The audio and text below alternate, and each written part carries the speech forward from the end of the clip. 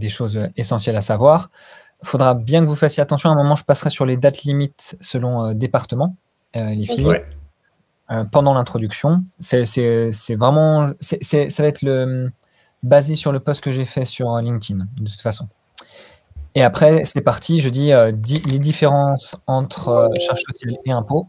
Et du coup, c'est Thibaut qui prendra la suite. Ok. Ok. Ouais, c'est clair. Ça marche.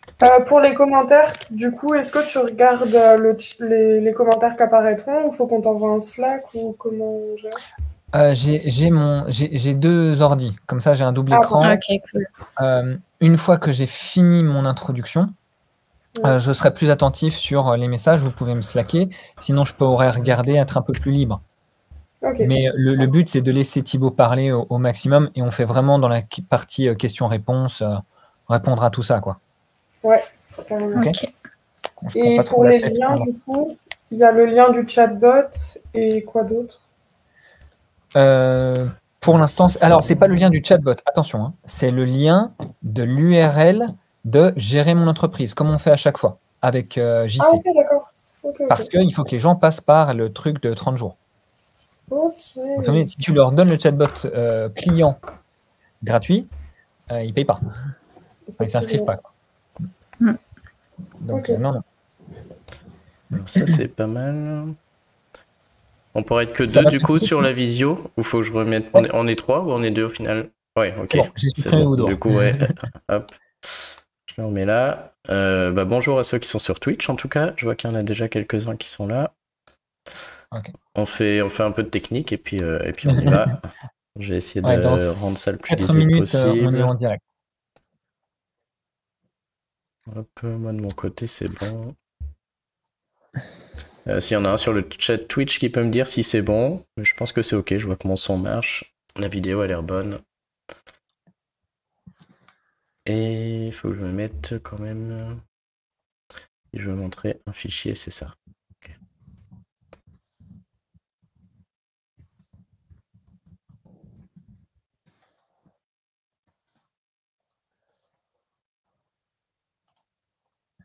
Ok, ouais, moi ça a l'air ok. Dans le stream, ouais, c'est bon, ça marche.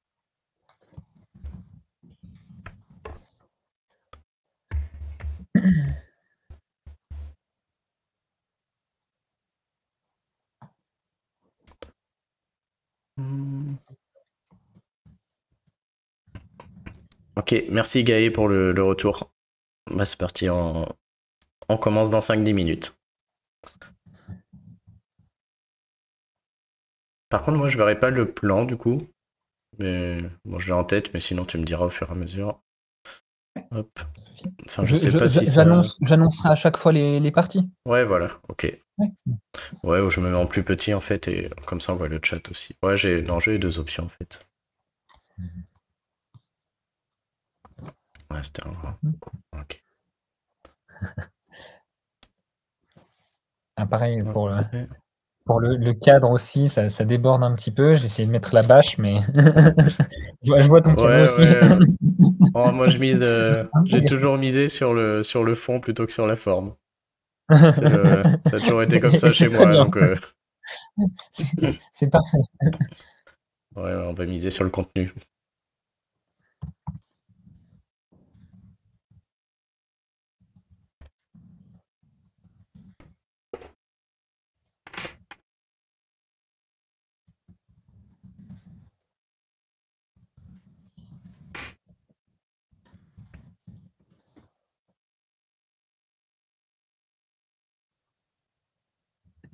Ah.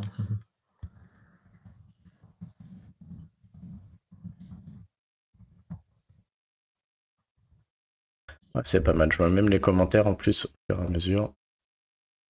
Ok. Tu reçois déjà des commentaires sur Twitch? Non, les tiens là. Et, ah oui, ils oui, ça du coup c'est pour le chat privé.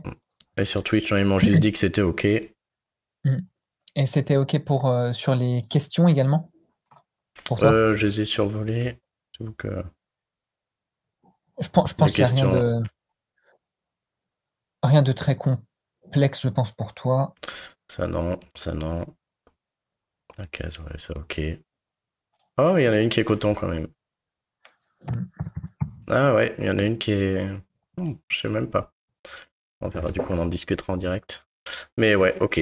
Toutes les questions, c'est bon. Et il y en a une qui est vraiment... Ah, je sais même pas. Une qui pose J'avais problème. déjà écouté. Ouais. Mais c'est pas grave, je saurais expliquer pourquoi et l'orienter. Ok. Mais ouais, il y en a une qui va mériter... Mais c'est une question intéressante, du coup, parce que j'ai déjà eu le quart. Non, ouais, c'est ok. Ouais. Bon. Alors, je termine de m'installer et puis on est parti ça marche. doucement mais sûrement. Ça va pas de souci.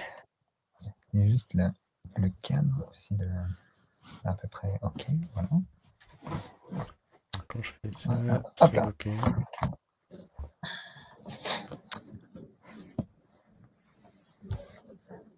Ok.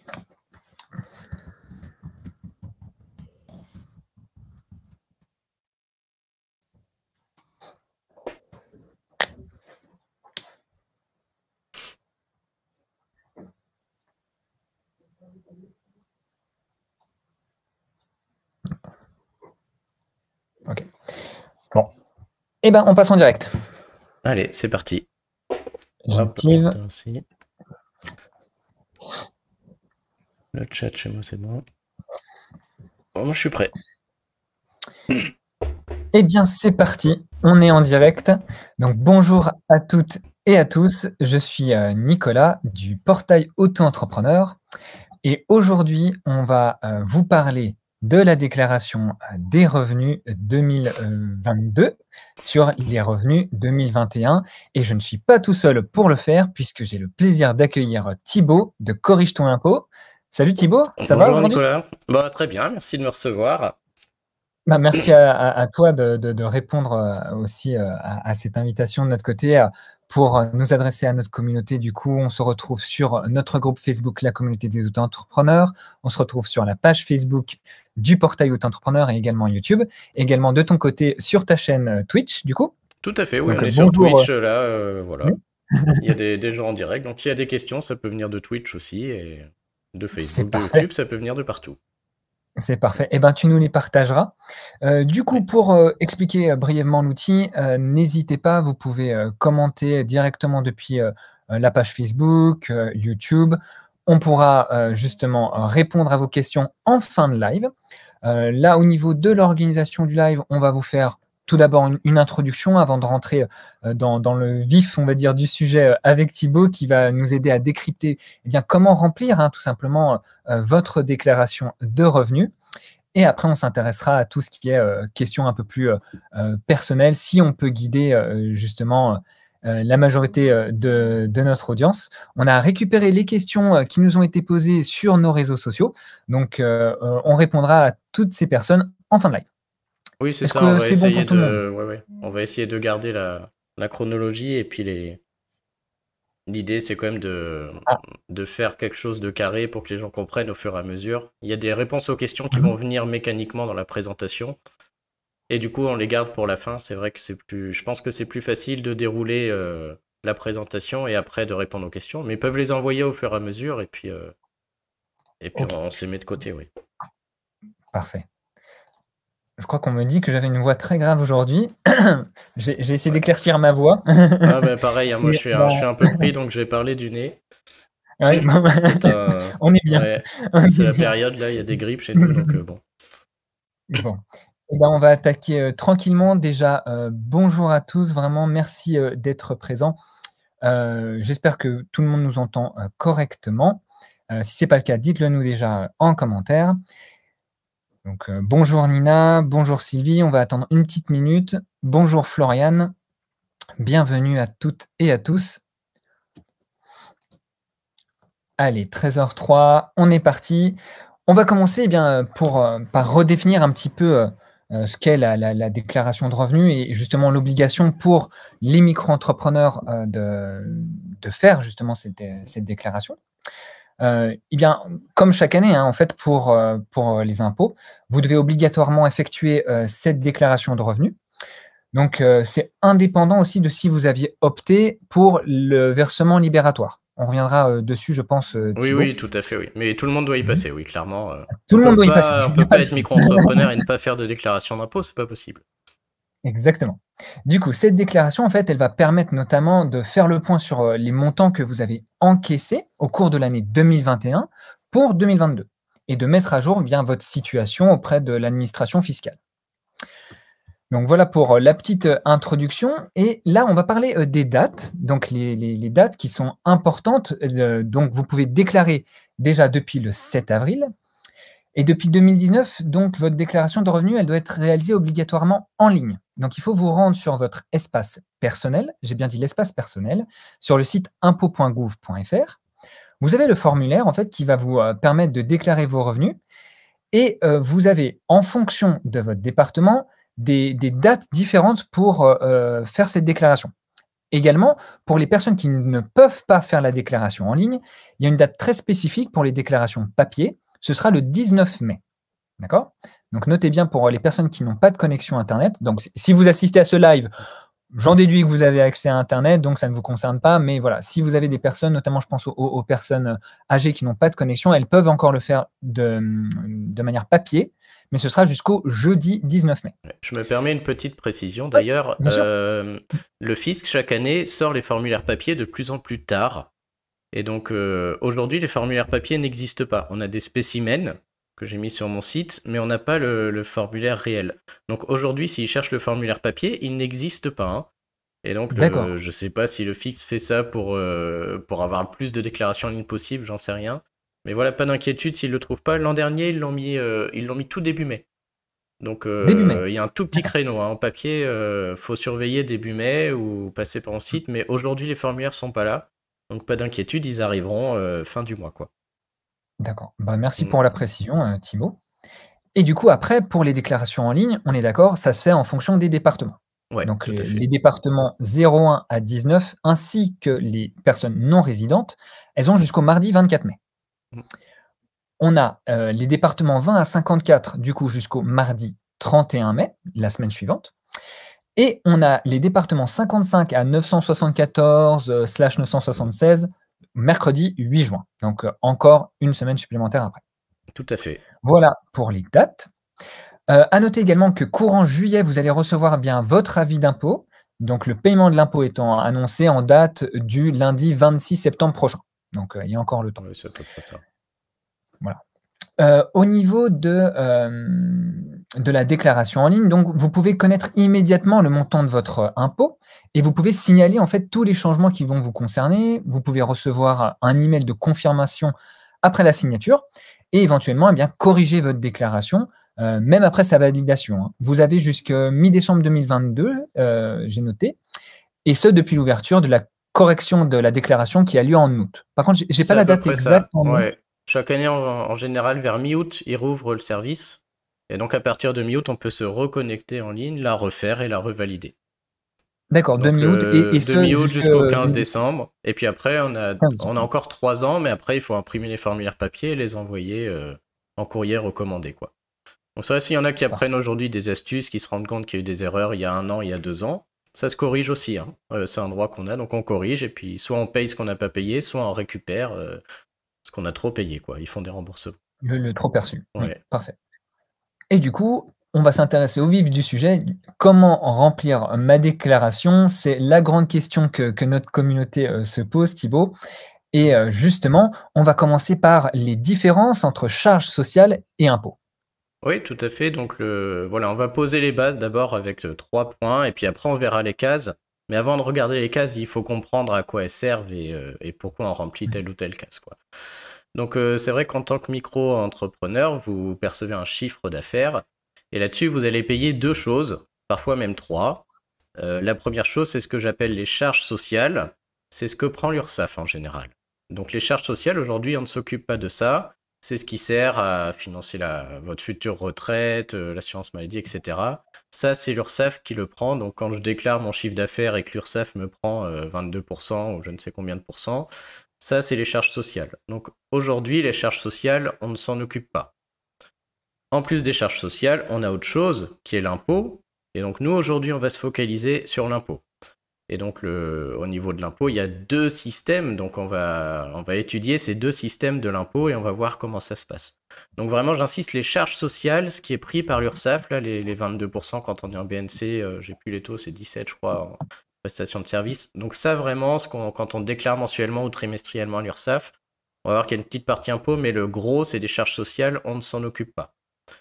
Voilà. Donc nous, on s'occupe de l'impôt. Et à noter que la 3e, certains micro-entrepreneurs payent la TVA. Donc ça, aujourd'hui, ça, on ne s'en occupe pas. Hein. On est sur 2 choses. Voilà, charges sociales et TVA, on s'en occupe pas. La déclaration d'impôt, c'est la 3e chose qu'on paie, c'est l'impôt sur le revenu. Donc c'est vraiment important de faire cette différence-là. Hein. J'ai vu que dans les questions, déjà, on verra à la fin, mais il y a des gens qui se posent les questions. J'ai déclaré à l'URSSAF, j'ai obligé de payer, etc. Ça, c'est pas l'impôt, hein, c'est les charges sociales. Donc, c'est vraiment c'est un volet qu'on va mettre de côté, quoi. On y répondra, mais voilà. Et donc, nous, on va parler de l'impôt sur le revenu, donc qui sert à payer les lampadaires dans la rue, ce que vous voulez, quoi. Mais bon, c'est vraiment une charge qu'on paye en plus sur le même chiffre d'affaires. Hein. Et donc, c'est le 2e point très important. Il y a des gens qui pensent que... si par exemple j'ai 20 000 euros de chiffre d'affaires et que j'ai déjà payé, on va dire 5 000 euros de charges sociales, l'impôt sera quand même calculé sur ces 20 000. On ne va pas enlever les charges sociales qu'on a payées avant de calculer l'impôt. Donc si j'ai 20 000 de chiffre d'affaires, je vais payer les charges sociales sur une base de 20 000 et je vais payer l'impôt sur une base de 20 000. Donc on va se baser sur le chiffre d'affaires total et on se base sur le chiffre d'affaires hors taxe, que ce soit pour l'impôt ou pour les charges sociales. Donc ça, c'était le premier point qui, je pense, est vraiment important. Donc, on parle impôt et on se base sur le chiffre d'affaires hors taxe. Et donc, on ne parle pas de revenus, on parle du chiffre d'affaires qui a été encaissé, on est bien d'accord ? Tout à fait. C'est le principe de la micro-entreprise, on ne peut rien enlever. Hein. On est imposé sur la... C'est facile, au niveau administratif, au niveau impôt, c'est des taux qui sont très avantageux, on n'a pas grand-chose à faire, mais on ne peut pas enlever ces charges. Donc, si je perçois 30 000 et que j'ai eu 10 000 euros de frais, je suis imposé sur 30 000, je paye mes charges sociales sur 30 000. C'est le principe de la micro-entreprise. On ne peut rien défalquer. Donc tout à fait, oui. Donc ça, c'était mon premier point, je pense. Alors, j'ai plus le plan après, mais c'était vraiment ce que je voulais mettre. Oui, bien sûr. Après, voilà. on va se parler du coup des 2 choix possibles pour l'impôt. Voilà, du coup, je peux aller là-dessus. Parfait. Et l'IRPP. Et donc là, on va commencer par définir ce que veut dire. On va bien définir, parce que moi, je vais avoir ces 2 mots à la bouche pendant 1 heure, là. Donc voilà, au niveau de l'impôt, et c'est là où ça devient très complexe, on a 2 choix possibles. Et donc c'est soit l'un, soit l'autre. Donc le premier choix, c'est ce qu'on appelle le PFL. Donc je vais appeler ça prélèvement forfaitaire libératoire, prélèvement libératoire. Donc quand je vais parler de PFL, c'est ce choix-là. Et l'autre choix, de versement libératoire, nous, de notre côté, au portail auto-entrepreneur. On peut l'appeler le VL, par exemple. Il y a un peu toutes les... Même chose. Ouais, voilà, pour que ce soit clair dans la tête des on est d'accord, c'est le même. C'est la même chose. Ouais. Donc ça, c'est un premier choix. Où on peut dire, voilà, celui-là ne m'intéresse pas, et donc j'en ai un deuxième, qui est l'IRPP. Alors l'IRPP, ça veut dire qu'on intègre le chiffre d'affaires dans la déclaration d'impôt sur le revenu. Et donc c'est vraiment là où il va falloir être très attentif, parce qu'on va voir comment marche le PFL, comment marche l'IRPP, c'est-à-dire l'IRPP, c'est le fait d'intégrer le chiffre d'affaires en partie dans la déclaration d'impôt. Et donc, on va se poser la question de voir comment les 2 marchent et pourquoi on déclare les 2, etc. Donc, voilà, PFL, c'est quand j'ai choisi prélèvement libératoire. IRPP, c'est quand je choisis d'être imposé au moment de la déclaration d'impôt. Et donc là, c'est là où la difficulté arrive, et c'est vraiment très complexe, hein, malheureusement, puisque déjà entre les 2, on a une différence de date. Très importante. Et le pire du pire, c'est qu'on a une différence entre l'organisme qui le prélève. C'est-à-dire que si vous prenez le PFL, donc c'est un taux fixe, c'est 2,2% quand vous êtes en BNC, ou 1,7% ou 1%, ça veut dire que cet impôt, c'est un taux fixe, mais qui va être pris par l'URSSAF. Donc ça déjà, c'est incroyable, c'est l'URSSAF qui est censé prendre vos charges sociales, mais qui prend l'impôt aussi. Alors que ça n'arrive jamais. Hein. L'impôt, il est toujours pris par le service des impôts, quoi, la DGFiP, quoi, la Direction Générale des Finances Publiques. Mais là, les gens qui sont en PFL, déjà, première chose bizarre, c'est l'URSSAF qui va prendre l'impôt. Ça, c'est très rare. Et en plus, l'URSSAF va le prendre, on va dire, au fil de l'eau à la source. C'est-à-dire que pour votre chiffre d'affaires 2021, l'URSSAF a déjà pris le PFL en 2021. Ce qui se passe, c'est quand vous déclarez votre chiffre d'affaires chaque mois ou chaque trimestre, je vous ai dit, l'URSSAF prend les charges sociales, on s'en fiche, mais elle prend aussi le PFL pour ceux qui sont sous ce régime-là. Et donc c'est ça qui fait que c'est très bizarre. Hein. Du coup, voilà, c'est l'URSSAF qui prend l'impôt et elle le prend 1 an avant. Alors qu'à l'inverse, les gens qui prennent l'IRPP, donc dans la déclaration d'impôt, l'URSSAF ne prend rien, enfin elle prend les charges sociales mais elle ne prend pas l'impôt. Et c'est au moment de la déclaration d'impôt, c'est-à-dire 1 an après, donc en 2022, là on déclare le chiffre d'affaires 2021, et c'est là que le chiffre d'affaires va rentrer et va être imposé, comme tu l'as dit, en septembre, tout à l'heure, en septembre 2022. Donc on a un gros décalage de date, c'est-à-dire que les gens au PFL, ils ont déjà payé en 2021 par le biais de l'URSSAF, et les gens à l'IRPP, ils vont payer au moment de la déclaration d'impôt et en septembre 2022. Donc ça, c'est la première chose qui déjà, je pense, est compliquée. Donc j'espère que jusque-là, c'est clair pour tout le monde.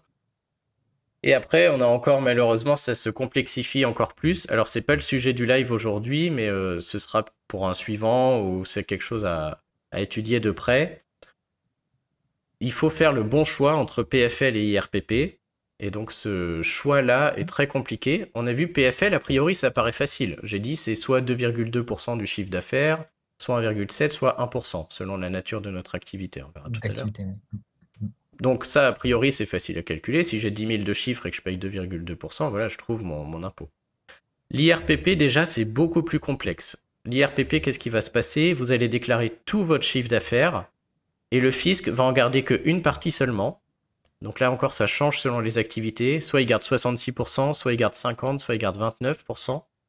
Ça, est-ce que c'est l'abattement, ça, Thibaut? Ouais, les abattements, du coup, sont de... Voilà. Il y a un abattement qui est fait sur le chiffre d'affaires dans la déclaration. Donc on verra tout à l'heure selon la case qu'on remplit. Et le problème, c'est que ce qui reste est rajouté dans ce qu'on appelle le revenu imposable. Ça passe dans des tranches d'impôt. Et donc c'est très dur, au final, de calculer ce qui est mieux entre les deux. Puisqu'il faut être un fiscaliste pour savoir comment ça se passe au niveau des tranches d'impôt. Ça dépend de la situation, ça dépend des revenus du conjoint, des enfants, etc. Donc déjà, faire ce choix-là, on verra que c'est très dur. Et ça peut être le sujet d'un autre live parce que beaucoup de gens se trompent et on a des différences de plusieurs milliers d'euros des fois entre les deux. Donc aujourd'hui, on va se focaliser, je vais vous montrer comment voir si vous avez choisi PFL ou IRPP. Et on va déclarer correctement. Après, je conseille d'aller voir si on fait un live suivant ou autre, pour faire le bon choix, voir s'il ne faut pas corriger ou autre, parce que c'est important. Je pense que c'est une question que beaucoup de micro-entrepreneurs se posent, justement, de prendre ou non le versement libératoire. Déjà, est-ce qu'ils peuvent le prendre? En plus, il y a des conditions, tout à fait. Il y a beaucoup de redressement sur les gens qui prennent le PFL à tort. Et exactement. En plus, le plafond a baissé. Cette année, on a un nouveau calcul des tranches, et donc le plafond pour prendre le PFL est devenu de plus en plus bas. Donc il y en a plein qui vont se faire aux environs de 27 000 euros. Avant c'était 27, maintenant c'est 25 par part. 25. Parce qu'ils ont recalculé avec la tranche à 11 là, et du coup. D'accord. Ouais. Okay. Mais ça, justement, comme tu dis, je pense que ce sera l'occasion de faire un live dédié. Voilà. Je pense qu'il faut déjà comprendre là comment ça marche, et puis voilà, ce sera l'objet d'un autre. Et là où je voulais. Ouais, vas-y. On va parler du coup des cases à remplir, du coup, selon la nature d'activité et le choix fiscal. Ouais, alors je vais finir quand même, puisque effectivement, avant de parler des cases, une dernière chose. A priori, les gens qui sont au prélèvement libératoire, je vous ai dit, c'est l'URSSAF qui a pris l'impôt, et l'URSSAF a déjà tout pris. L'URSSAF a tout pris l'an dernier. Donc a priori, ces gens-là pourraient penser pourquoi je remplis ma déclaration d'impôt 2022. Il n'y a pas de sens, puisque l'impôt, je l'ai déjà payé, l'URSSAF a déjà pris 2,2% ou 1,7 ou 1. Et donc j'insiste, les gens qui ont pris le prélèvement libératoire, ils ont payé leur impôt, mais il faut absolument faire la déclaration d'impôt aussi, ça paraît bizarre. C'est pour deux raisons. La première, c'est qu'en France, on a ce qu'on appelle le revenu fiscal de référence. C'est un revenu qui ne sert pas à calculer l'impôt, c'est un revenu qui englobe tout ce qu'on possède, tous les revenus qu'on a perçus l'an dernier. Et donc ce revenu sert en France à calculer les aides sociales, est-ce que tu as droit à des aides pour la cantine, est-ce que tu as droit à être exonéré de taxes d'habitation, etc. Et donc ce revenu doit être au plus proche de la vérité pour pas que tu aies des aides sociales à tort. Et donc les gens au prélèvement libératoire doivent quand même remplir une case dans la déclaration d'impôt pour que leur chiffre d'affaires rentre dans ce revenu fiscal de référence et que leur revenu fiscal soit juste. Ça, c'est le premier aspect. Et le deuxième aspect, et là c'est le plus important, je vois beaucoup de redressement. Je te l'explique vite fait, mais c'est un peu compliqué. Le fisc, il s'est rendu compte que les gens qui étaient au prélèvement libératoire, donc qui avaient déjà payé leur impôt l'an passé, quand ils sont en couple ou quand ils ont d'autres revenus, salariés, des revenus bancaires, etc., eh ben on se rend compte que le calcul dans le barème de l'impôt est vachement avantageux pour eux. C'est-à-dire, c'est dur à expliquer, mais bon, je sais pas, quand on est marié, les tranches sont multipliées par 2, sauf que le chiffre d'affaires de celui qui est micro-entrepreneur, il rentre pas dedans. Donc l'autre, il a des tranches beaucoup plus élargies pour son salaire et il paye beaucoup moins d'impôts que ce qui devrait se passer. Donc ce qui se passe, c'est que les gens qui ont pris prélèvement libératoire, mais qui sont mariés, ou s'il y a d'autres revenus dans leur déclaration, s'ils sont tout seuls, ils resubissent un nouveau calcul qu'on appelle le calcul au taux effectif ou le calcul au taux mondial, qui est un calcul très complexe, qui a été mis en place par le fisc pour éviter cette aubaine, entre guillemets. Et donc, les gens qui ont payé le prélèvement libératoire, ils doivent remplir la case sur la déclaration d'impôt, et c'est même possible que ça engendre encore plus d'impôts à payer. Parce que le système de calcul habituel est trop avantageux, et donc ils vont repayer un petit peu dans la déclaration d'impôt. Donc c'est ma première chose, les gens qui ont pris PFL, il faut absolument déclarer, ça peut augmenter l'impôt et ça va rentrer dans le revenu fiscal. Et les gens qui n'ont pas payé le PFL, eux, ils déclarent de manière normale et eux, ils vont payer tout l'impôt en septembre 2022. Ok, moi c'est très clair. Donc voilà, c'est clair. Et c'est pour ça que c'est très dur de faire le bon choix entre les deux, entre PFL et IRPP, et déjà il faut faire le calcul et surtout il faut prendre en compte le taux effectif ou le taux mondial. Et donc voilà. Je pense que ça nécessite pour les gens de s'y intéresser parce qu'il y a des économies énormes à la clé. Plus comme tu disais, les conditions, etc. Et donc, oui, on peut passer... bonjour Sword, qui passe nous voir. Et on peut passer du coup aux cases, effectivement, si ça c'est clair pour tout le monde. Du coup, concernant les cases, c'est parfait. Je vais essayer de te montrer les cases.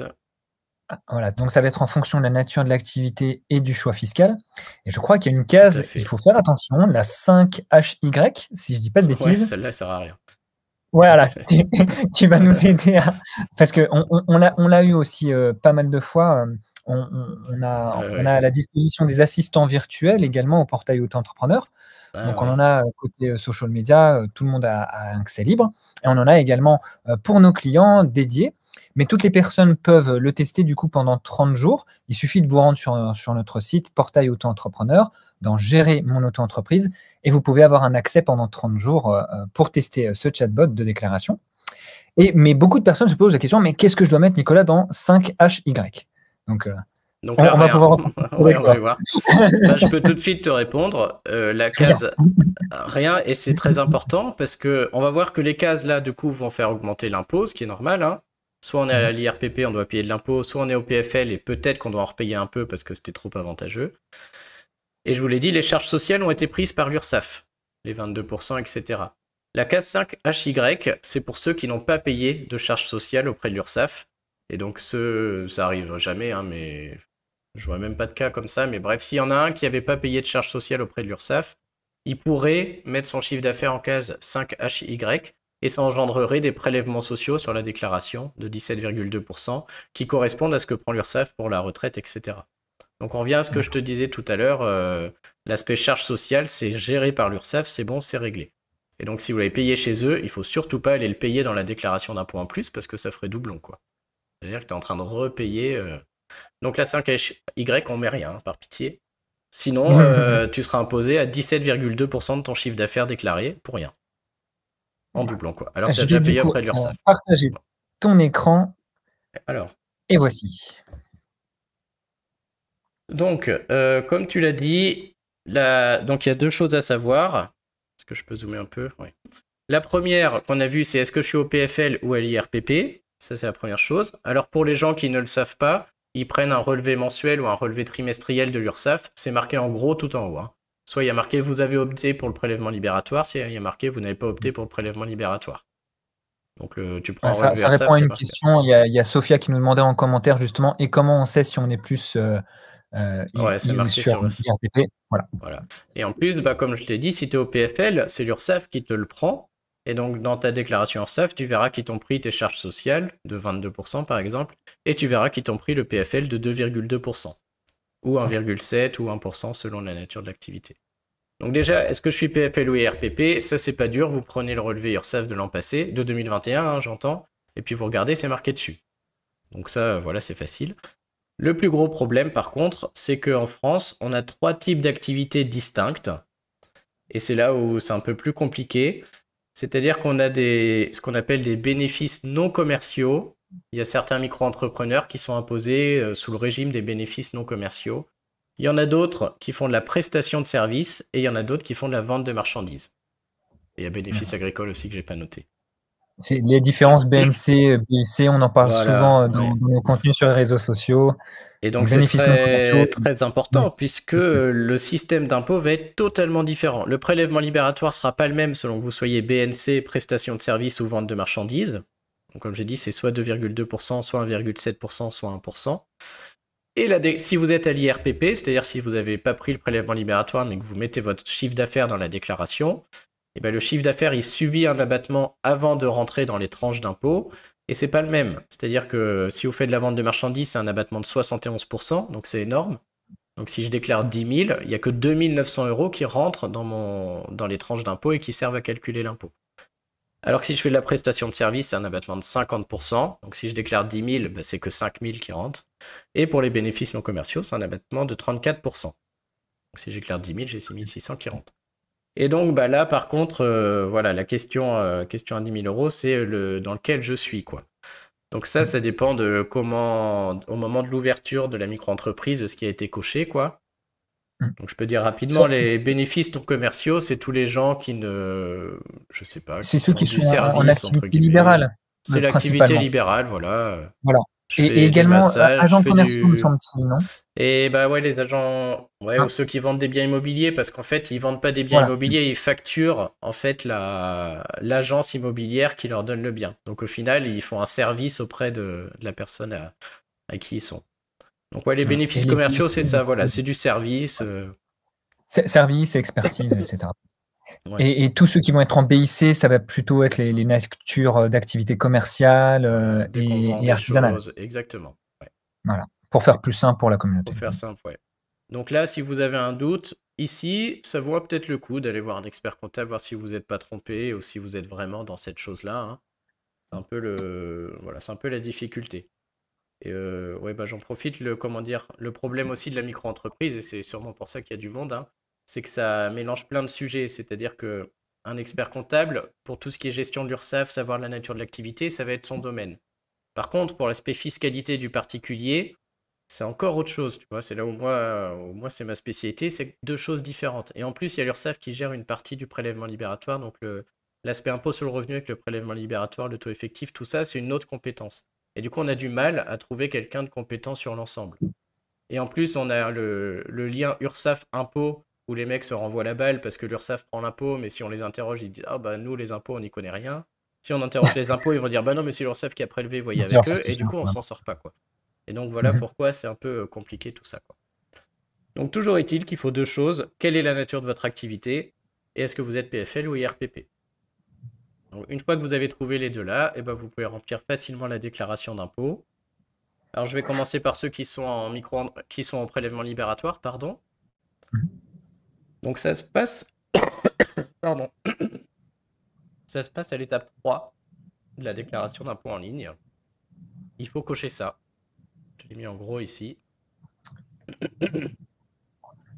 Donc auto-entrepreneur ayant opté pour le versement libératoire de l'impôt sur le revenu. Voilà. Si tu ne coches pas ça, les cases n'apparaîtront pas et tu ne pourras pas déclarer correctement. Donc à l'étape 3, il y en a qui essayent de chercher dans les déclarations annexes, des déclarations à rajouter ou autres. C'est pas là, hein, c'est ici.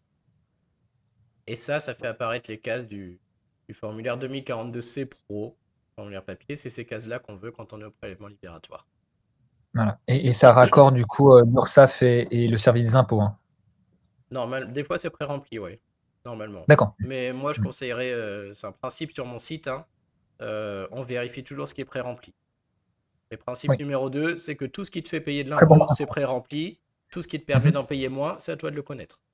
Ça vaut pour tout. Hein. Tu as une niche fiscale, tu as quoi que ce soit, c'est à toi de le savoir. Tu as le droit d'enlever, donc voilà. Donc on vérifie tout le temps.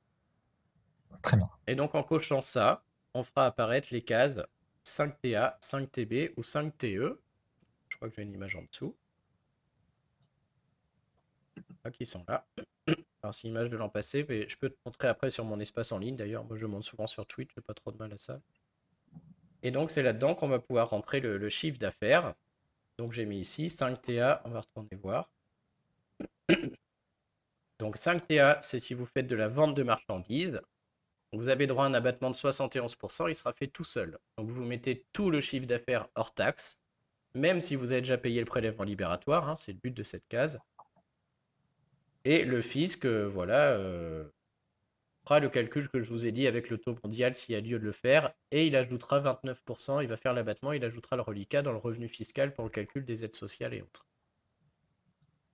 Bien noté. Si vous faites de la prestation de service, 5 TB. Et si vous faites des bénéfices non commerciaux, 5 TE. On met tout le temps le chiffre d'affaires total. Donc voilà, j'ai perçu 10 000, j'ai déjà payé 2,2% l'an dernier au prélèvement libératoire. Et ben, je coche ça et je mets mes 10 000 en cas 5 TE. Du coup, il y a une partie qui va rentrer dans le revenu fiscal pour calcul de mes aides sociales et tout. Et si j'ai d'autres revenus ou si ma conjointe mariée au PACSA a d'autres revenus, je vais subir le calcul du taux effectif que je vous disais qui s'est réintégré un peu fictivement pour que ma conjointe ne soit pas trop avantagée. D'accord. Donc ça, c'est pour le prélèvement libératoire. Et c'est tout. Je veux dire, voilà, hein, après, c'est terminé. Hein. Vous allez au bout. Alors, vous pouvez faire autant de simulations que vous voulez hein, en ligne. C'est-à-dire, moi, Twitch, là, j'en monte, j'en fais plein. On peut les valider, les corriger. Jusqu'à la date butoir, on peut en faire autant qu'on veut. Hein, pas de souci. Si vous n'êtes pas au prélèvement libératoire, c'est-à-dire que l'URSSAF ne vous a pas pris le taux chaque année, dans ce cas, il faut payer au moment de la déclaration d'impôt et c'est d'autres cases. Là, c'est un peu plus compliqué. Donc, c'est toujours à l'étape 3. Et donc, il y a 2 cases. Soit vous êtes dans des BNC et il faut cocher celle-ci, revenus non commerciaux professionnels, qui va faire apparaître la case 5HQ, c'est celle qui vous intéresse. Soit vous êtes dans prestation de services ou vente de marchandises et vous cochez revenus industriels et commerciaux professionnels, ce qui va faire apparaître 5KO et 5KP. Et donc c'est ce que j'ai mis là. Donc 5KO, c'est si vous faites de la vente de marchandises. Encore une fois, vous mettez le chiffre d'affaires total. Le fisc, qu'est-ce qu'il va faire? Il va faire un abattement de 71%. Et cette fois, ce qui reste, ça va rentrer dans les tranches d'imposition et ça va servir à calculer l'impôt à payer en septembre. Pareil en prestation de service, sauf que l'abattement est que de 50, et en bénéfices non commerciaux avec l'abattement de 34. Donc, ici, mécaniquement, ces cases 5KO, 5KP, 5HQ engendrent beaucoup plus d'impôts que les autres, hein, normalement. Puisque là, on n'a pas payé l'impôt, alors que dans l'autre cas, on a déjà payé le prélèvement libératoire. Et je vais plus loin, les personnes qui sont en prélèvement libératoire, qui sont toutes seules, qui n'ont aucun autre revenu, normalement, la déclaration d'impôt, ça fait rien. Il n'y a pas de calcul de taux effectif, ils ont déjà payé le prélèvement libératoire. Donc, ils remplissent quand même la case pour le revenu fiscal, mais il n'y a pas d'impôt. Alors que ceux qui sont à l'IRPP, bah forcément, il y a. Et puis, c'est tout. Hein. Le gros du travail est là. Donc, s'il y en a que ça intéresse, je peux vous montrer en ligne. Hein. C'est exactement ça.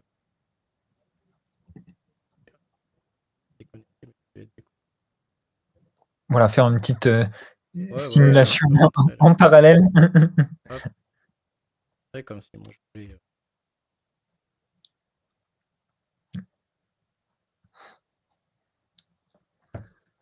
Et donc à noter, beaucoup s'étonnent souvent que je montre mon numéro fiscal et autres. Avec un numéro fiscal, un numéro de télédéclarant, vous ne pouvez rien faire. Hein. Aucun problème. Voilà, si un comptable vous demande vos identifiants ou autres, pas de souci. Hein. Il n'en fera rien.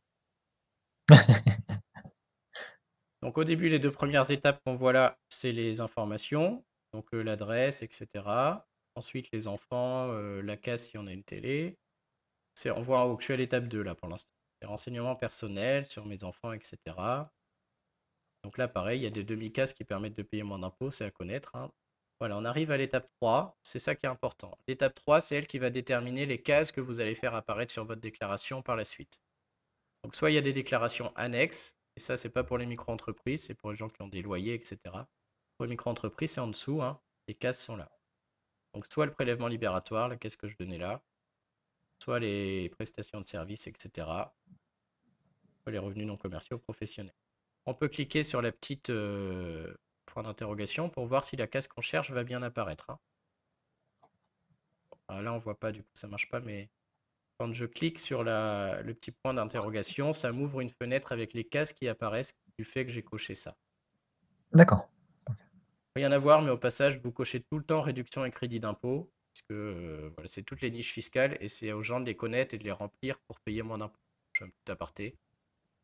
Très bien. Exemple, tous les gens qui ont un enfant au collège, en lycée, en études, ils ont droit à une réduction d'impôt. Mais il faut le connaître, il faut cocher ça et il faut dire qu'on a un enfant au collège, au lycée dans la case. Ouais, c'est ce genre de choses. C'est quelque chose qu'on complète à la mano ou c'est encore des cases qui sont... C'est des cases. Du coup, si tu coches là, tu fais apparaître la case 7EA où tu peux dire que ton enfant est au collège. D'accord. Donc voilà, tout est comme ça sur la déclaration d'impôt. Tu peux payer, c'est comme ça. Et de manière simple, voilà, c'est tout ce qu'il y a à faire. Hein. Donc, soit vous avez rempli les cases au prélèvement libératoire et ça va rentrer dans votre revenu fiscal, c'est neutre, et peut-être qu'il y aura le calcul auto-effectif si vous avez d'autres revenus. Soit vous n'avez pas payé prélèvement libératoire, et dans ce cas, là, 5KO, 5KP ou 5HQ, et dans ce cas, ça engendrera l'impôt à payer, puisque vous ne l'avez pas encore payé. Bien sûr, on parle du chiffre d'affaires 2021, et vous payez l'impôt en 2022 sur le chiffre d'affaires 2021. Et voilà, grosso modo, c'est tout. Hein. Après, ça suffit. Hein. Tout est fait, donc on peut aller au bout, la valider, et c'est terminé.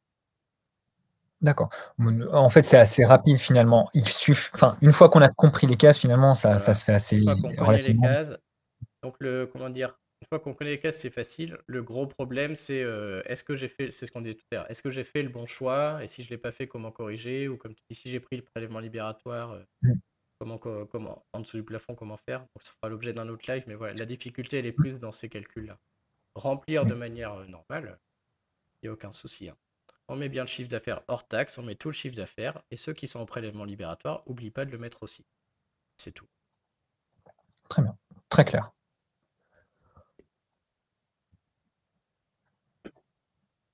Écoute Thibaut, je pense qu'on va pouvoir doucement se diriger vers les questions qu'on a reçues du coup sur nos réseaux sociaux. Oui, je vais regarder. Aussi. Oui. On va commencer du coup par une question de Laetitia Petit-Léa. Alors celle-là, on va la garder pour la fin. C'est celle-là qui... ok, d'accord. C'est la plus coton. C'est la plus coton. Bon, alors du coup, je la réserve pour la fin. Alors, on va commencer par Thiot Audrey Desson. Elle demandait, du coup, je vais lire, à la fin de sa déclaration d'impôt, elle reçoit un message lui donnant le montant de son acompte mensuel pour les revenus sans organisme collecteur à partir de janvier 2023. À quoi ça correspond et pourquoi elle n'a jamais eu ça avant? Et alors ça, je suis étonné que ce soit janvier, à mon avis, j'aurais dit octobre 2022. Ça, ce qui s'est passé, alors c'est vrai que c'est un peu complexe. Donc quand on paye le prélèvement libératoire, je vous dis, c'est l'URSSAF qui prend à la source.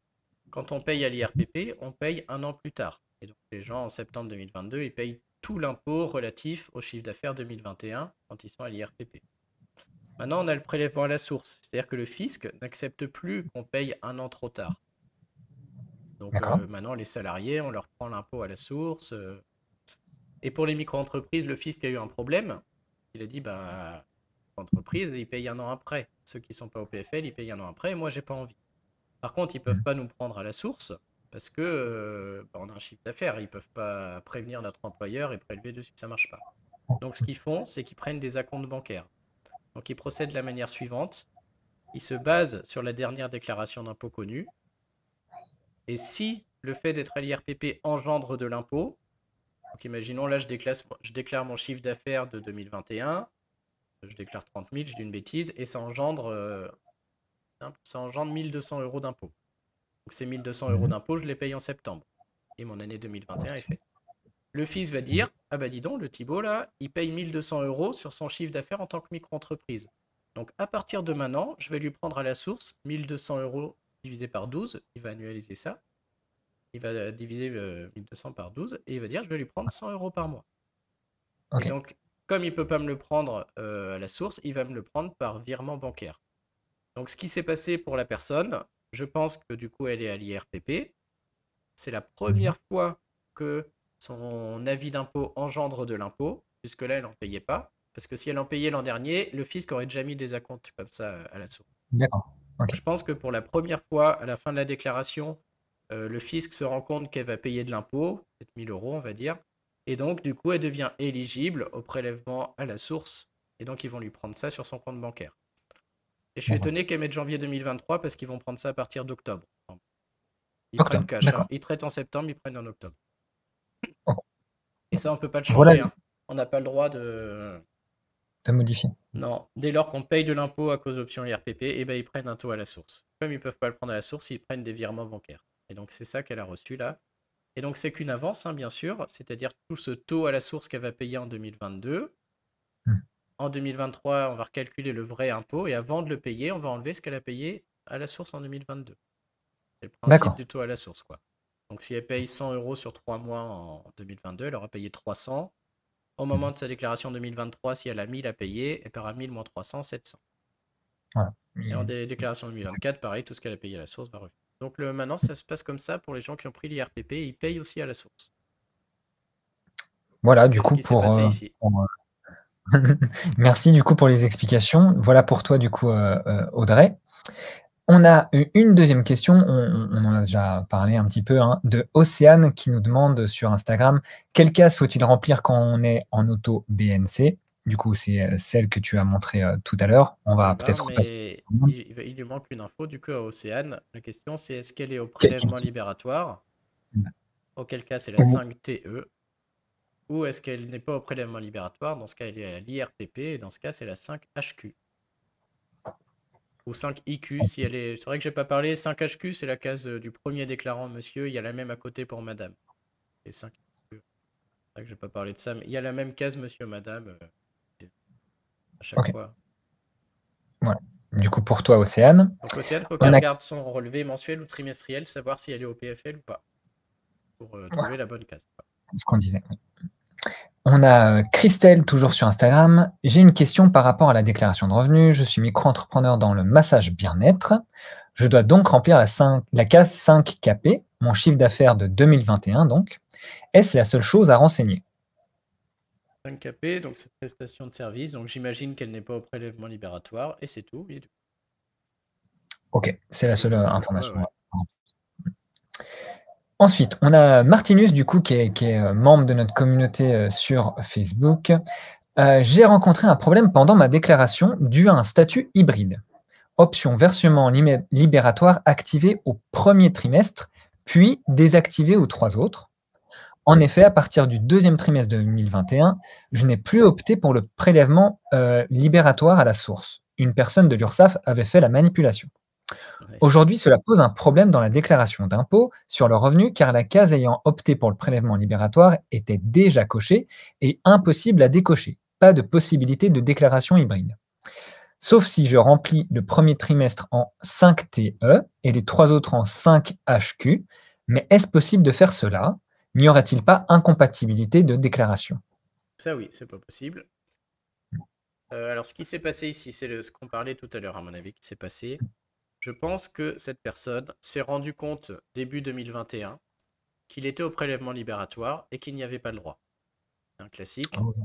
Imaginons là, en janvier-février, il s'est rendu compte qu'il était au prélèvement libératoire, qu'il était au-dessus des seuils et il n'a pas le droit. Quand c'est comme ça, c'est au-dessus du revenu fiscal de référence, c'est ça, les 25 000 qu'on disait. Donc effectivement, il ne faut pas y rester parce que là, il y a un risque de redressement fiscal. Donc qu'est-ce qui s'est passé? Il a prévenu l'URSSAF. Il a dit à l'URSSAF, écoutez, là, vous me prenez le prélèvement libératoire, il faut arrêter parce que moi, j'y ai pas droit, je vais payer dans la déclaration d'impôt. Donc il a payé le prélèvement libératoire de janvier à mars, pour son chiffre d'affaires. Ensuite, il l'a annulé. Donc là, comment on corrige ça? C'est assez facile, il a du bol, c'est dans le bon sens. Au moment de la déclaration 2022, donc là, cette personne va mettre tout son chiffre d'affaires dans la case de l'IRPP. C'est-à-dire que tout son chiffre d'affaires 2021, il va me le mettre, s'il est en bénéfice non commerciaux, en case 5HQ. Du coup, qu'est-ce qui va se passer? Tout son chiffre d'affaires 2021 va subir l'impôt au régime réel et il va payer l'impôt en septembre. Ça, c'est ce qu'il voulait, c'est ce qui doit se faire, il n'y a pas de souci. Par contre, il a payé du prélèvement libératoire de janvier à mars de l'an dernier à tort. Il y a l'URSSAF qui lui a pris 2,2% pendant 3 mois quand même. Au final, il n'est pas au prélèvement libératoire, il subit l'impôt sur tout. Et donc pour ça, on a une case exprès pour les gens dans son cas. C'est une case où on peut mettre ce que l'URSSAF nous a pris au prélèvement libératoire à tort et le fisc va nous le rendre sous forme de crédit d'impôt. C'est une case prévue exprès. Donc je vais te partager, c'est la case 8 UY. Je vais te repartager mon écran. Donc c'est un cas classique aussi. Hop. Donc notre ami, il va mettre tout son chiffre d'affaires en case 5HQ, comme ça là, il est imposé sur la totalité de son chiffre d'affaires de 2021, et il paye tout l'impôt au régime IRPP. Mais comme il a payé un peu de prélèvement libératoire et que c'est l'URSSAF qui l'a pris, il faut qu'il remplisse la case 8UY. Je ne sais plus si je l'ai mis là ou si je l'ai mis... Non, je l'ai mis dans mon article qui explique le plafond. Qui explique les gens qui ne peuvent pas prendre le PFL. Donc c'est un classique pour les gens qui se sont trompés. Hop, où j'explique comment changer le choix fiscal quand on dépasse le plafond. D'accord. Donc il n'avait pas droit. Il passe du régime réel au prélèvement libératoire. Ça c'est facile. Il annule auprès de l'URSSAF le prélèvement libératoire et il passe au réel en déclarant dans la déclaration d'impôt l'année suivante. Et là, voilà, c'est ce que je mets là. Il indique les sommes payées à tort par la micro-entreprise au prélèvement libératoire dans la case 8UY. Et du coup, le fisc va lui rembourser ça. Donc il reprend ses déclarations URSSAF de l'an passé. Il regarde ce qu'il a payé au prélèvement libératoire, là les 2,2%. Il l'indique en case 8UY et ça va lui être rendu. C'est un crédit d'impôt, donc même s'il n'est pas imposable, ça va lui être rendu sous forme de chèque. Rendu, d'accord. Très bien, d'accord. Donc cette case est là pour ça. On peut peut-être essayer d'aller voir où elle est en ligne, parce que je crois que j'ai eu la même question sur mon chat là. L'autre jour, j'avais noté. Je crois qu'en ligne, elle apparaît justement en cochant réduction et crédit d'impôt. Et du coup, c'est un cas courant. Ouais, elle apparaît là. Ok. Donc en ligne, pour la faire apparaître, à l'étape 3, il faut cocher la réduction et crédit d'impôt. Ça va faire apparaître les cases 7 et 8 et elle sera tout en bas dans la suite de la déclaration. Donc voilà comment il fait. Donc il déclare tout au régime réel et à la fin, il va mettre ce qu'il a eu au prélèvement libératoire dans la case 8UY. Ok, parfait. Et je crois qu'il faut que je repartage en fait.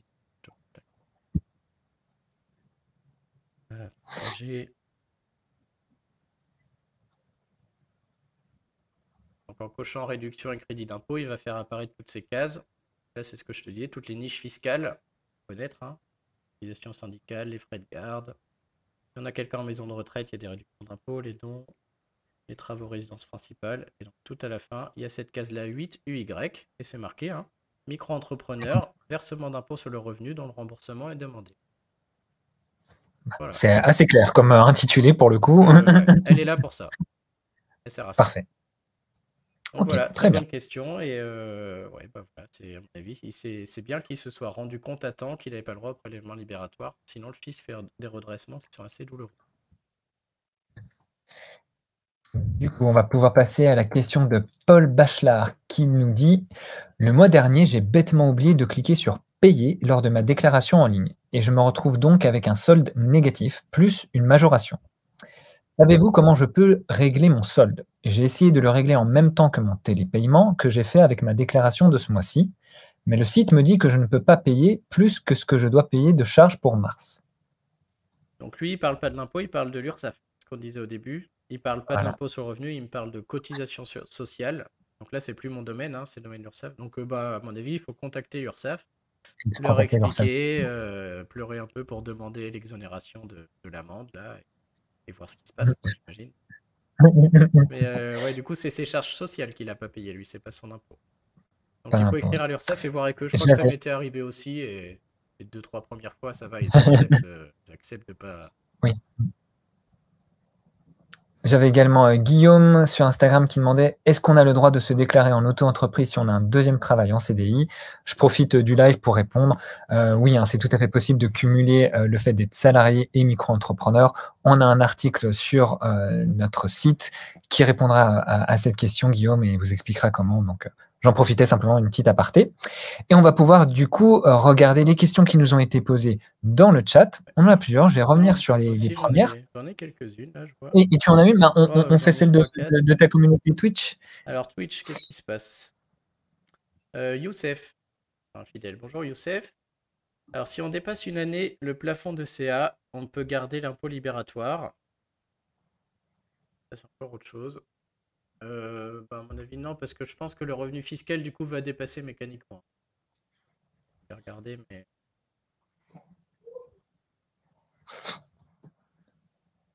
dans les conditions, du coup, pour prélèvement libératoire, il faut que le revenu fiscal reste sous un certain seuil. Ah, et non, et l'autre condition, c'est de ne pas dépasser. Donc la réponse est non, là, Youssef. Il se demandait, voilà, il est au prélèvement libératoire. Si une année, il dépasse le plafond de chiffre d'affaires, il peut rester micro-entrepreneur, mais il ne faut pas dépasser une deuxième année. Mais le prélèvement libératoire n'est plus possible. Trop avantageux. Alec, bonjour. La déclaration d'impôt aujourd'hui, la déclaration à l'URSSAF pour la prochaine fois. Il va falloir m'apporter une précision, Alec, parce que je ne comprends pas la question. Si c'est au niveau, comment dire, la déclaration d'impôt, c'est qu'une fois dans l'année, et puis la déclaration URSSAF, c'est chaque mois ou chaque trimestre selon ce qu'on a choisi. Et puis, encore Alec, alors oui, il nous a apporté une précision qu'on a déjà donnée. Et alors Sord, mais lui je vais le garder puisqu'on est plus sur de la question micro-entreprise et sur de la question de SASU. Donc Sord, on en parle après quand le live est fini, je resterai un peu sur Twitch et je répondrai aux autres questions. Donc tu peux y aller. Oui. Est-ce que tu veux qu'on revienne du coup sur la question de Laetitia qui était un peu plus coton? Ouais, je vais te donner mon... Oui, parce que clairement je suis pas sûr de ma réponse. Mais vas-y, c'est une très bonne question. Donc, alors je vais la répéter du coup. Laetitia Petilia nous demandait: est-ce que l'on doit déclarer aux impôts les indemnités journalières, arrêt de travail classique, indemnités journalières, congé maternité et prime allocation forfaitaire maternelle de repos? Donc c'est vrai que là c'est une bonne question et je ne sais pas. J'ai plusieurs... Je crois que pendant le Covid, on avait souvent ce genre de questions. Ouais. Et c'est vrai que ça n'a jamais été très clair. En fait, le problème, c'est que voilà, je t'ai expliqué Alors, quand on est salarié, je veux dire là, on a une règle claire. Je ne vais pas te le montrer, mais je viens de faire un article sur les IJ quand on est salarié, où voilà, quand les indemnités journalières sont imposables. Alors, des fois, il y a un abattement, mais ça remplace le salaire et donc c'est imposable comme des salaires. Ici, on a un problème parce que c'est des indemnités journalières. La première question, c'est est-ce qu'on assimile ça à un salaire ou pas? Donc là, je suis quasiment sûr que non. C'est une micro-entreprise. En plus, si on l'assimile à un salaire, ça lui ferait payer plus d'impôts que sur une micro-entreprise parce que l'abattement est moindre. Donc l'IJ, pour moi, n'est pas assimilé à un salaire, ça j'en suis sûr.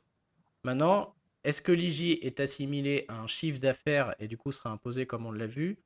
Ou est-ce que c'est pas le cas et du coup ce sera un revenu exonéré? Et ça, je ne sais pas. C'est vrai que j'ai souvent eu le cas. On a comment dire, le texte, quand on a des questions comme ça, on va avoir ce qu'on appelle un BOFIP. C'est un bulletin officiel des finances publiques qui nous donne toutes les règles, quoi. Et il me semble que sur ce cas particulier, on a un BOFIP qui n'est pas très clair ou qui laisse place à interprétation. Donc, il me semble que quand on regarde, tout le monde conseille de ne pas le déclarer, dans le sens où ça ne pourrait pas être assimilé à un chiffre d'affaires. Mais j'en suis pas certain, quoi. Donc moi, ma réaction là-dessus, ce qu'elle peut faire, la personne, là, du coup, c'est soit ne pas le déclarer, et à la fin de sa déclaration d'impôt en ligne, il y a un petit cadre où on peut mettre des remarques, et on peut écrire, dire voilà, j'ai perçu des IJ en tant que micro-entreprise, j'ai lu qu'a priori ce n'est pas imposable, donc je ne les intègre pas. Voilà, comme ça permet en cas de contrôle, et si jamais c'est une erreur, ou si jamais le texte est précisé dans l'autre sens un jour, ça permet de rester de bonne foi et d'éviter toutes les majorations, ce genre de choses. Ça, c'est la première option. L'autre option, c'est d'écrire, tu sais, sur ImpôGouv, en haut à droite, il y a la messagerie sécurisée. Et là, on peut écrire au fisc.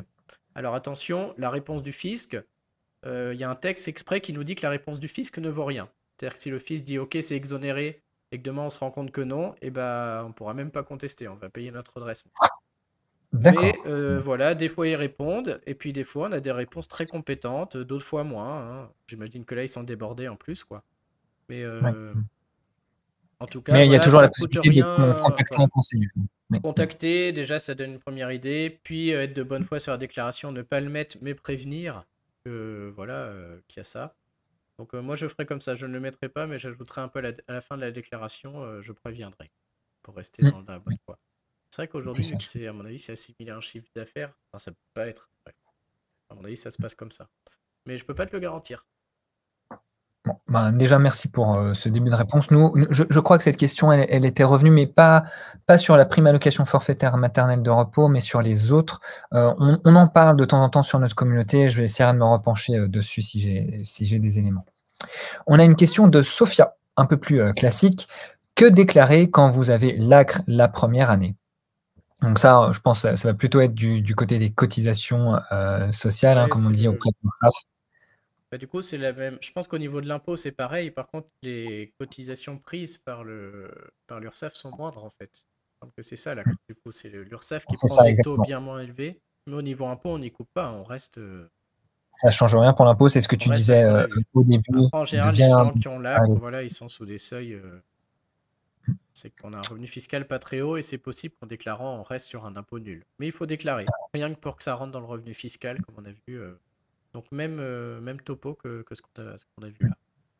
L'ACRE, du coup, aujourd'hui, c'est sous condition. Ça ne l'était plus il y a quelques années, mais maintenant, c'est sous condition.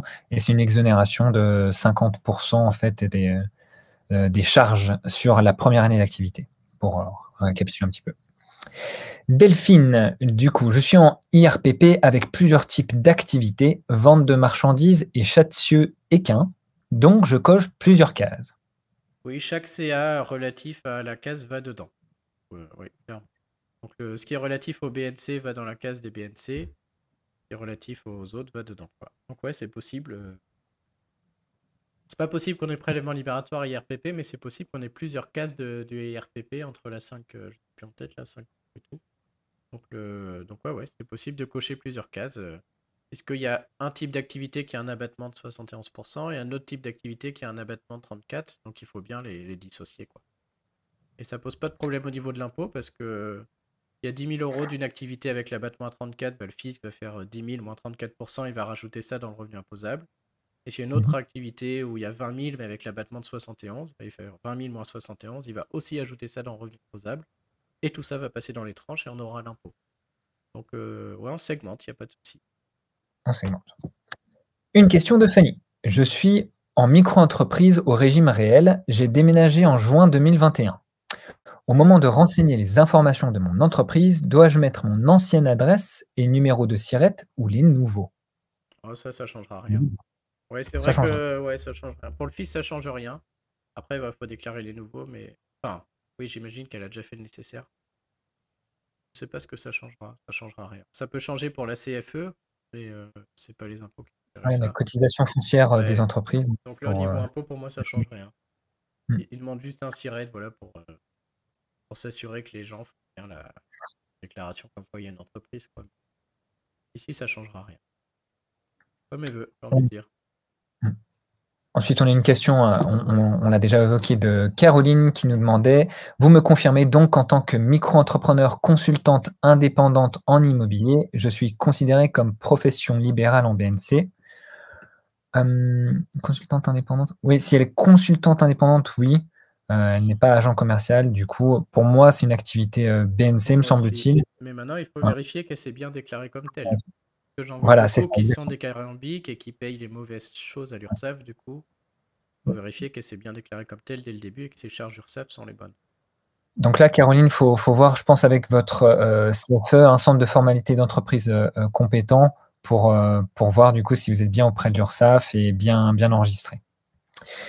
Question de Amélie. Bonjour, j'ai fait une formation pour progresser, formation à distance et payée par mes moyens. Au niveau des impôts, dois-je le marquer pour une réduction d'impôt? Voilà, quelqu'un qui a fait une formation. Donc ça ouvrira quelque chose par ailleurs, mais tout frais relatif à une micro-entreprise ne peut pas être enlevé. On l'a vu tout à l'heure. C'est à la charge du micro-entrepreneur, comme on a dit. J'ai un article qui explique, les gens souvent confondent, j'ai un article qui explique que pour les salariés, on peut enlever les frais réels qu'on paye, les kilomètres, les repas, mais il y en a plein d'autres en fait, l'achat d'ordinateur, il y a les frais de télétravail, il y a les frais de déménagement. Mais c'est pour les salariés, pas de vêtements, etc. Les micro-entreprises, ils ont les abattements tout faits qu'on a vu tout à l'heure, mais en contrepartie, ils ne peuvent pas enlever ce qu'ils payent réellement. Il y a juste le cas particulier des frais de débours. On a déjà fait un live à ce sujet. Parfait, on a un article, on avait fait un live. Je vais pas redétailler, mais vous avez certains frais quand vous les prenez au nom de votre client, avec une facture au nom du client, que vous pouvez récupérer. Je vais prendre l'exemple d'un peintre, activité artisanale. Le client souhaite que le mur soit peint d'une couleur rouge corail très spécifique. Vous pouvez aller à Castorama, acheter le pot de peinture. il faut bien éditer la facture au nom du client pour pas que ça compte en fait dans votre chiffre d'affaires. Sinon, bah oui, vous faites monter le plafond et vous allez payer des cotisations dessus. Donc, c'est pas le but non plus. Après, vérifier par contre, donc au niveau micro-entreprise, je suis sûr que non. Maintenant, est-ce qu'il existe un crédit d'impôt par ailleurs? C'est dans la liste des crédits d'impôt que je ne connaîtrais pas, je ne sais pas, formation pour dirigeants ou autre. Ça vaut le coup quand même de regarder s'il n'y a pas un crédit d'impôt, une réduction d'impôt pour formation de dirigeants ou autre. Pour formation, mais qui serait quelque chose d'indépendant de la micro-entreprise en fait. C'est juste que s'il existe un crédit d'impôt là-dessus. Et ces crédits d'impôt, c'est auprès de qui qu'il faut se renseigner? Pareil, est-ce qu'on peut aller sur Google et tu trouveras vite fait, quoi. On trouve très vite. Parfait. Un coup de Google et puis elle verra si ça existe et les conditions. Voilà. Ah bah justement, après, il y avait une question de Jacques qui demandait, pour les frais de transport, on ne les déclare pas si on ne se les fait payer. Note, les frais kilométriques ne font pas partie des frais de débours, hein, comme on l'a dit pour les auto-entrepreneurs. Donc là, c'est pareil. Hein. Oui, c'est ce que tu disais tout à l'heure.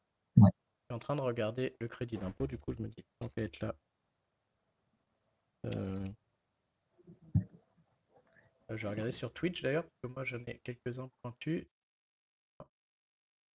Ah bah Alex sur Twitch, qui nous dit aussi qu'il y a un crédit d'impôt pour formation de dirigeants. Ok, donc d'accord. Moi je vais regarder du coup.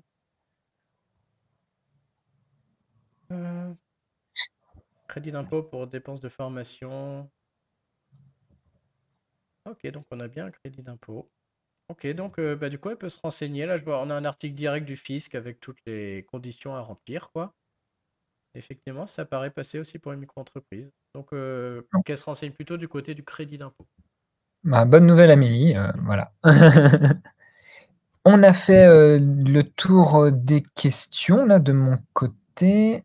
Je vérifie les nouveaux commentaires. Voilà, bah, avec plaisir, Fanny, Caroline et Amélie, du coup, qui nous répond. C'est parfait. Je repense à quelque chose de tout à l'heure. Il y en a une qui demandait pour l'AC. Oui. L'AC, c'est une exonération, mais il n'y a pas Pôle emploi qui verse quelque chose? Une déduction. Pôle emploi, alors il y a deux choses. Avec Pôle emploi, il y a l'ARE, l'aide au retour à l'emploi, du coup l'indemnité chômage, et il y a l'ARS. Alors l'ARS, c'est un peu plus technique, c'est on va récupérer l'ensemble des ARE auxquels a droit le chercheur d'emploi micro-entrepreneur, et ils vont le sectionner en deux. Par exemple, il y a 1000 € d'ARE, ils vont lui donner la moitié du coût. Non, c'est encore plus complexe que ça. C'est 45% de ces ARE qui va être réutilisé s'il souhaite créer une micro-entreprise. Et on va lui permettre de dégager 22,5% au moment où il va dire à son conseiller, ben voilà, moi je veux bénéficier de l'ARS, créer ma micro-entreprise. On lui donne la moitié à ce moment-là, du coup de ces 45%, donc ça fait 22,5. Ils vont attendre 6 mois pour confirmer que la micro-entreprise est bien viable, et au bout de 6 mois, ils vont lui verser les 22,5% restants. Donc, c'est un calcul à faire.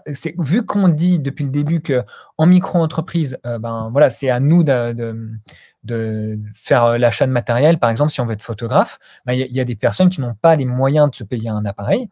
Donc, ça peut être une technique. Par contre, à bien comprendre que c'est uniquement 45% du total de vos ARE. D'accord ? Donc 22,5 au début et 22,5 au bout de 6 mois. Ok.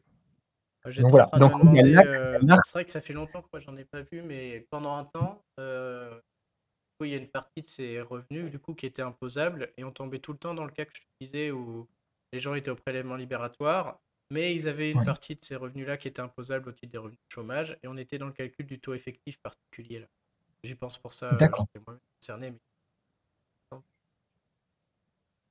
Voilà, je me demandais du coup la personne de tout à l'heure s'il n'y avait pas aussi pensé à déclarer les revenus en tant que revenus chômage perçu et imposé, à vérifier. Mais bon, ça c'est pré-rempli. C'est pré-rempli en général direct. Hein. C'est versé par Pôle emploi du coup. Oui, voilà, exactement. C'est pré-rempli dans les cases. Mais du coup, cette personne, si c'est pré-rempli dans une case et que c'est imposable, elle verra qu'elle va subir le taux effectif. D'accord. Tout à l'heure, c'est le prélèvement libératoire plus un autre revenu, et pour que cet autre revenu ne soit pas trop avantageux, il y a le... D'accord. Je vois que Martinus s'est connecté à 14h. Martinus, on a répondu pendant le live du coup à la question. Donc, pas de souci. Hein. De toute façon, ce live il sera disponible en replay. Et j'ai quoi? Moi, j'ai Ah, Nashi. Oui, Bonjour vas-y. Nashi, bienvenue.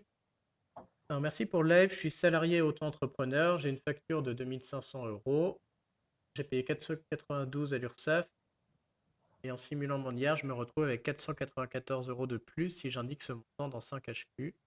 Ça me semble beaucoup, je me suis trompé. Je vais vérifier qu'elle est en BNC. Qu'elle me donne l'URSSAF, je peux vérifier le pourcentage qu'elle a payé là. 492,5. Et c'est tout à fait possible, hein, l'impôt augmente vite. Hein.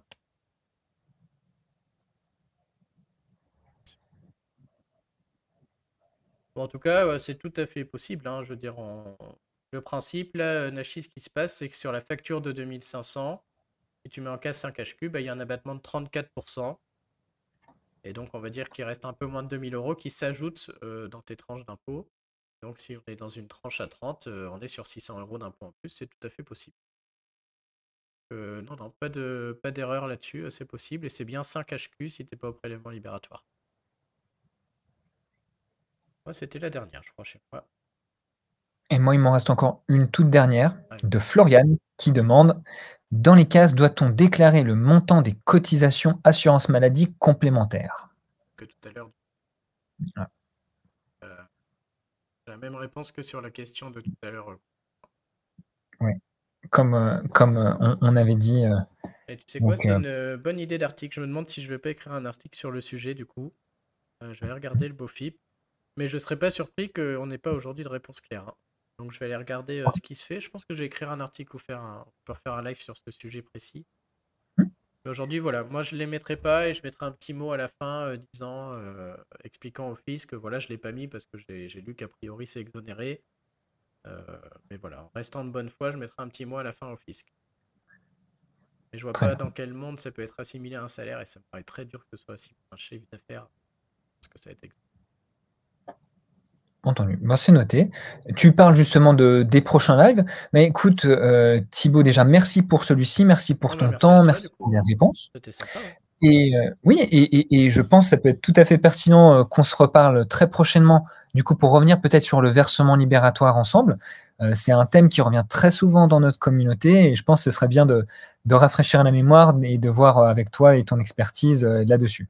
Oui, tout à fait. Moi, j'aimerais bien faire un. Enfin, je vais en faire un dans tous les cas, mais on va le refaire aussi ensemble où vous montrer, voilà, quand un micro-entrepreneur vient me voir ou me demande sur mon site un devis et me dit est-ce que je prends PFL ou est-ce que je prends IRPP? Et c'est vrai que vous montrer comment je fais en fait, parce qu'en fait, on a des outils, il faut savoir les utiliser, mais vous montrer, voilà, une fois qu'on sait faire et qu'on connaît son chiffre d'affaires, etc., avec le simulateur Impogo et en le faisant correctement, on peut trouver tout seul la réponse, quoi. Ouais, je vais faire des sujets là-dessus. Et puis bien sûr, après, dès qu'il y a des questions, moi je suis sur Twitch régulièrement pour répondre aux questions. Donc, qu'ils n'hésitent pas, ouais, c'est avec plaisir. Oui, voilà, l'intérêt, c'est que nous, au portail auto-entrepreneur, on n'est pas des fiscalistes, on n'a pas le droit on peut renseigner uniquement, mais on ne peut pas indiquer, non, faites ce choix-ci, faites ce choix-là. Oui. Ça, on ne peut pas. Mais par contre, il y a des outils, comme tu dis, et ça peut donner lieu à des discussions. Donc, dites-nous en commentaire, justement, pour les personnes qui nous verront également en replay, si ça vous intéresse que moi et Thibaut, on fasse ce fameux live, du coup, sur le prélèvement obligatoire, pour un prochain live, peut-être semaine prochaine ou dans le temps, hein, parce que c'était vraiment un plaisir. Et comme je l'ai dit, ça se corrige. Hein, donc, l'important, c'est qu'on le fasse avant septembre, je pense. Que les gens qui se rendent compte qu'ils ont fait le mauvais choix ou qu'ils doivent changer l'an prochain puissent le faire avant septembre. Exactement. Ah, je vois que j'ai une toute dernière question. Ah bah vas-y. Alors, on va dire c'est la dernière, les autres, je les ferai après. La dernière. Donc bonjour Nani, c'est que la question est intéressante. Donc une question de Nani, bienvenue. Alors bonjour, est-ce que si on est en prélèvement libératoire, on peut déduire les dons? Je vais la faire parce qu'elle est sympa. Donc les dons, si vous faites des dons en France, vous avez ce qu'on appelle une réduction d'impôt. C'est pas un crédit d'impôt, c'est une réduction d'impôt. Ça veut dire que si je fais des dons et que j'ai droit à 500 € de réduction d'impôt, si mon impôt est de 1000, et ben au lieu qu'il soit de 1000, je vais enlever la réduction de 500 et je vais payer que 500. On va faire 1000 moins 500, je vais payer 500. Par contre, si j'ai 500 € de réduction d'impôt pour don et que mon impôt n'est que de 300, comme c'est une réduction, ça va le ramener à 0. Au lieu de payer 300, je vais payer 0. Mais il me reste 200 qui, eux, sont perdus. C'est la différence en France entre une réduction d'impôt et un crédit d'impôt. Le crédit d'impôt est tout le temps rendu. Donc les dons, c'est une réduction d'impôt. Et elle me dit, je suis au prélèvement libératoire. Et du coup, c'est très intéressant parce que prélèvement libératoire, j'ai dit tout à l'heure, on paye à l'URSSAF. Et on le met dans la déclaration d'impôt. Parfois, ça n'engendre pas d'impôt. Donc si elle est toute seule sans aucun autre revenu, comme elle est prélèvement libératoire, elle ne va pas payer d'impôt et la réduction d'impôt pour don est perdue. Par contre, si elle est mariée ou qu'elle a d'autres types de revenus, on a le calcul du taux effectif qui se fait, j'ai dit tout à l'heure. Pas que le prélèvement libératoire soit trop avantageux. On va avoir ce calcul bizarre du taux effectif et ça va engendrer un impôt et là la réduction va marcher. Et donc voilà, c'est ce genre de sujet. Même, tu vois, choisir PFL, IRPP, il faut tenir compte de tout, quoi. Cette personne-là, peut-être qu'il faudrait qu'elle refuse le PFL et du coup elle serait à l'IRPP, elle paierait de l'impôt, mais sa réduction viendrait l'enlever et elle serait meilleure du coup. Donc tu vois, c'est un peu expliquer ce genre de choses là. Je trouvais la question pas mal pour montrer à quel point ça peut être complexe et on peut avoir des grosses économies cas par cas, quoi. Très bien. Eh bien, écoute, je pense qu'on touche à la fin du live. Je vais rappeler encore une fois, du coup, ton site, du coup, corrige-ton-impôt.fr. Donc, merci d'avoir pris le temps de répondre aux questions de notre communauté, de ta communauté. Je pense que merci à vous. Moi, j'ai aussi, il y a le nouveau portail auto-entrepreneur, mais bon, moi, je suis moi-même, j'ai été moi-même auto-entrepreneur longtemps. Et le site, et voilà, j'adore votre site. Bah, c'est très gentil. Et tu parles du site, donc j'en profite encore une fois pour rappeler aux personnes qui font leur déclaration. Du coup, il y a ce live. On a également notre assistant virtuel qui est disponible dans notre outil de gestion et que vous pouvez essayer pendant 30 jours, qui vous guide également. Donc, d'un côté, vous mettez le live, de l'autre côté, vous mettez l'assistant et ce sera tout bon, je pense, pour votre déclaration. Thibaut, merci beaucoup. On se reparle très vite, je pense. Ouais, avec plaisir. On voit ce que ça donne sur celui-là et s'il faut en organiser un autre, ce sera avec plaisir. Voilà. Donc, les personnes qui ont assisté ou qui vont en replay, n'hésitez pas à le partager, à commenter. Ça va nous servir à moi et Thibaut pour savoir un petit peu la prochaine thématique d'un live. On pense du coup versement libératoire, mais dites-nous, c'est important. Merci beaucoup à tous et à toutes d'avoir assisté à ce live. Et on vous dit à très bientôt. Merci Thibaut. À bientôt. Moi, je reste un peu sur Twitch avec ma commu, mais... Courage sur Twitch, j'en profite, je fais un coucou à ta communauté Twitch. Aussi, pas encore, mais... encore quelques questions à répondre, et on peut se rappeler après dans la journée si tu veux faire un briefing. Avec plaisir. Ça marche. Bon courage, à bientôt. Journée, merci beaucoup. Au revoir. Au revoir. Alors, mince, on voit plus ma tête.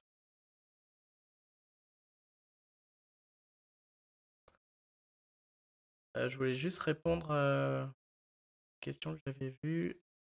Je vais essayer de remettre ma tête déjà.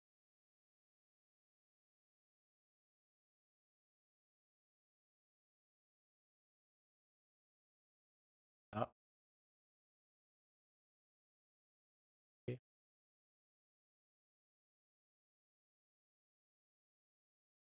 Merci beaucoup à tous ceux qui sont venus. Ouais, c'était vraiment chouette. Bon, je ne tarde pas parce que j'ai pas mangé. Et je voulais répondre.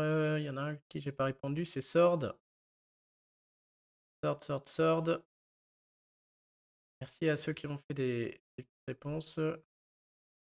Je sous-loue une partie de mon appartement à mon entreprise. Je suis président d'une SASU, ma société reverse un loyer. Ce loyer doit-il être déclaré? Alors là, moi, Sword, je sais pas. Je conseillerais, c'était mon cas aussi. Moi, là, je te conseille, j'ai pas envie de me prononcer parce que je peux dire une bêtise et je te conseille d'aller voir un expert comptable. Voir si ça passe déjà et comment déclarer ça. Ouais, je peux pas trop me prononcer là-dessus, là, c'est compliqué. Donc, en tout cas, merci à tous. Et puis, bon, de toute manière, je repasse peut-être pas aujourd'hui, mais sûrement demain ou sinon ce week-end ou lundi. Je vous souhaite à tous une bonne journée. Merci d'être venus et puis et à bientôt. Salut.